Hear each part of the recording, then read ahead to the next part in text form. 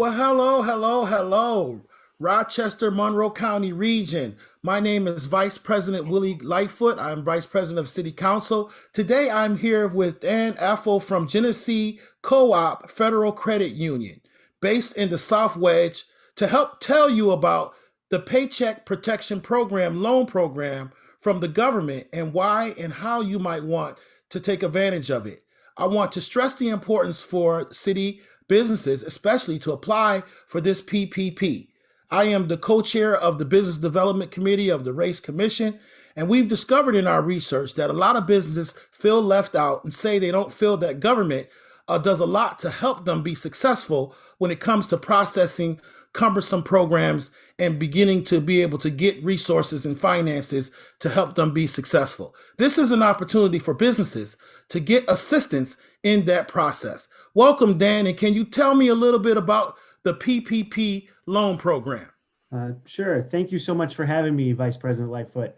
Um, as you said, this is a COVID pandemic related program. It's a forgivable loan program. I want to emphasize forgivable because it says loan program, but almost nobody's going to have to pay this money back.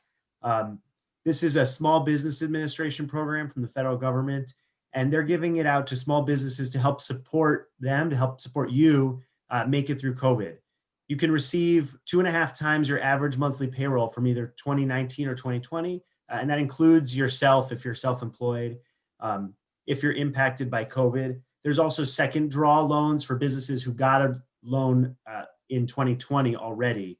But we're just going to talk about first draw loans here because people who got the loans already are mostly pretty set. So it's a program people can take advantage of. And Genesee Co-op's done over 60 of these and over $600,000. And we just want to help small businesses that are struggling to access money and need money to survive to take advantage of this program. That's also absolutely incredible. I know a lot of businesses are going to be happy to get this information, Dan. And I want to ask you, who's eligible for the PPP loans? So if you're a small business or self-employed, let me tell you, there's 3 main criteria. The first is you must have been operating by February 15th, 2020. So that means you have to have had some kind of receipt, income, sale, something like that. But even if it was February 1st, 2020, you're eligible. You must have been impacted by COVID. So that means if for the first round loans, you just have to certify that you were impacted by COVID, any kind of negative impact on your business.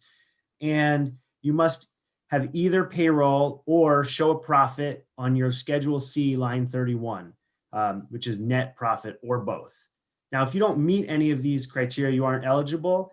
But particularly if you're not sure, we can help you figure out if you're eligible. But if you have any payroll, if you're using a payroll company, you're paying someone who works for you, you're eligible for this program. So, Dan, can you talk a little bit more, go in a little more detail about how someone can find out whether they are eligible or not? The first two seem pretty simple, but explain to me the third one. Yeah. So if you're self-employed, for people who are self-employed and you didn't pay yourself a salary like through payroll, the first thing to do is take a look at your 2019 Schedule C part of your tax return. If line 31 shows a profit, you're eligible. If it's over a couple $1,000s, it's probably worth applying for the program. If it's $50, you're only going to get a very small amount back. But officially, you're eligible. As a contractor, if you get paid on 1099 forms, like either sometimes a contractor who works on buildings, but also if you are just a contractor for an employer and you get a 1099 miscellaneous form at the end of the year, you can use those 1099 forms to qualify. You also can use a 2020 Schedule C if you've filled it out, or if you're in the process of filling it out and you have that filled out and are going to send it to the government but haven't yet. Second, if you have employees, you can use your payroll records. Typically your New York State 45 or IRS 941 tax forms. So they're forms you file with the government at the end of the quarter to pay your payroll taxes. And you could also include any health benefits you paid for your employees. And finally, so if you're a sole proprietorship and you have employees, you can combine these 2 forms of income to increase your payout, and we can help you do that.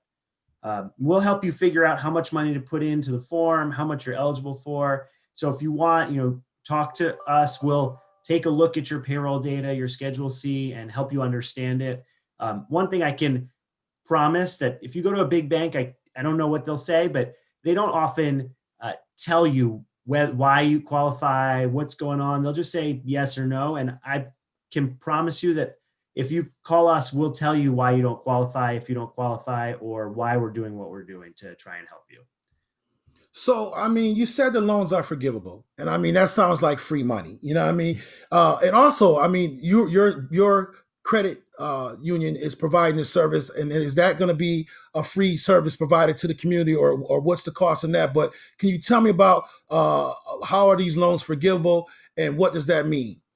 So, I mean, I don't think the government would prefer us to use the term free money, but yes, basically loans are paid off by the government, by the federal government, as long as you use them for eligible purposes in 24 weeks or less. Eligible purpose is a pretty long list. At least 60% of the costs must go to these payroll costs, which can include yourself if you're a sole proprietor, or if you're on your own payroll. Otherwise, you can also you can use the other 40% on rent or mortgage interest, utilities, some operations expenditures, and some supplier costs, as well as the costs of providing protection and from COVID and other sort of COVID related costs and improvements that had to be done to the business. The loans will be forgiven in about 6 months. You do need to retain paperwork showing how you use the money, but for loans under $150,000, you only need to certify that you used it for the proper cost. So you could get audited, but as long as you have the paperwork, you just have to certify it. You're not going to actually have to provide receipts to the government. Like in the first time around, you may have heard people having to do that, but they changed the procedure to make it easier for businesses, small businesses getting under $150,000 in loans from the government. We haven't done any over $150,000, so you'd have to have a relatively substantial payroll to get more than $150,000. And Vice President, let me answer your question about how we get paid. So everybody has to join the credit union if you're going to use us to apply. But we get paid by the government. They actually have there's money in the bill. We get a formula, but it's basically more or less like 5% of the value of your loan. They cut us a check for that money, basically. And then the loans are guaranteed by the government, so we don't have to worry about losing our money either. Right. So you could actually be killing a couple of stones here. First of all, if you don't have limited amount of banking services, this could become an additional banking opportunity for you as well. And you can get the assistance in filling out this information and potentially receiving that. Correct? Yeah, absolutely. And we offer great services for small business, especially very small businesses. Our business services are much like a bank account for an individual. So we have checking accounts, savings accounts, ACH. We don't offer any of the really complicated stuff you could get if you go to an ESL or a Chase, which are really geared towards bigger businesses. Our business services target businesses with a few employees that, people, you can use just like a regular account. You don't have to there's very low fees and there's almost no usage requirements or anything. There are no usage requirements. So no, I just wanted to be very clear so people understand, Absolutely. And this is not an endorsement for the credit union by myself or counsel or anything like that. However, I do recognize, and part of our research that we've done in our business research around the city and the county and the region was a lot of people were underserved when it comes to resources around banking. So we're making sure and understanding for people, not only do they probably potentially need to understand the PPP loan and how to navigate through that, but also that they may be presented with an opportunity to get some banking services around their needs as well too. So I think that's important, and we're being very clear about that, very transparent about that during our conversation. But what about other grants? If I'm getting City of Rochester business grants and other grants from the city and or county, how does that input me applying for a PPP? So at least the first time PPP, really any PPP, it's not going to matter. You can get the PPP loan also.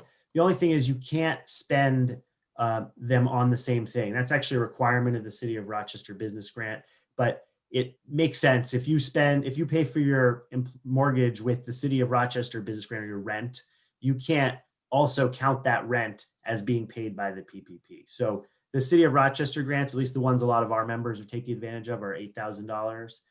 And so if you have $8,000 in expenses and say you got an $8,000 PPP or $8,000 business grant, $8,000 PPP, you can, as long as you have $16,000 in qualifying expenses, you'll be okay for that. I don't know the time frame for the business grant, but I think there's also a longer time frame you can use to use the city of Rochester grant. Very helpful information, Dan, especially during COVID. People are really struggling financially. They're looking for opportunities. They're looking for different resources. They're looking for different tools that they can use to help them navigate through this pandemic. So what should people do as we're closing out, Dan? What should people do to find out more? So you can call us. Our phone number is 585-461-2230 and say you're interested in the PPP loan, or you can send an email to PPP, that's 3Ps, at genesee.coop. So our email is ppp@genesee, GENESEE.coop, Genesee like the river. Our team is here. We can help you through the process and try and make it as simple for you as possible. And we're really in this to make sure all businesses, not just those with bigger operations, long-term banking relationships, who are sophisticated, had big operations who are paying people to take care of this for them. Not to say people aren't sophisticated, but just that, who have a team working on this. Those folks mostly are getting the money. We're here to help people who are not sure how to take advantage of these programs, but really desperately need it. We want to keep the business community in Rochester strong as possible through COVID and access the money they're eligible for. The SBA has said that not as many very small businesses took advantage of the first time around. Not as many minority and women-owned businesses took advantage of it. And we really want people to access the money that, if just because a larger business down the road is accessing the money, you should be able to get there too. We want to keep the restaurants and bars and salons and barbershops who do qualify, help them stay open. And, you could totally call us, but if you have a banking relationship and you want to use them, most financial institutions are offering PPP loans, as are some payroll providers. So you can get them elsewhere also. And, our main goal is here is to get people money to keep their businesses open. And we do benefit because the government pays us, but we're a community development credit union, and we really want to keep the city of Rochester strong and the region strong. And so we're here to help people. And, even if you just have a question, shoot us an email. We'll try and help you. Yes, that's exactly why I wanted to do this with you, Dan, because I believe in the fact that, your heart is in the community, your business is in, the credit union is in the city of Rochester. And I know a lot of people did struggle with navigating around the PPP. It would seem like a lot of information for people to process. And so I'm just grateful that you're just one of many opportunities and resources that people can reach out to. However, this is a resource that people can reach out to, and we're just making sure that they're aware of it. And then it's up to them to choose if they want to take this route. But I'm so grateful to have you. I'm glad that you provided us this information of what your credit union opportunity that they can provide to this community. I look forward to hearing more about it. And we're hoping that people would reach out and get this information. At the end of the day, we want people to have a better quality of life. We want people to make sure that we can keep our businesses striving, especially our NWBE businesses in the Rochester region. We want to see them strive, and we want to see them actually thrive and grow. So that is our purpose and what we're trying to do, and give people information, educate them on how to be successful. So Thank you, Dan. I appreciate your time. Thank you, Vice President Lightfoot. Very happy to be here, and I, hope that I look forward to hearing from other people about this. All right, take care. Be safe. Thank you. Protect your circle. Okay, you too. Right. Bye-bye. Thank you.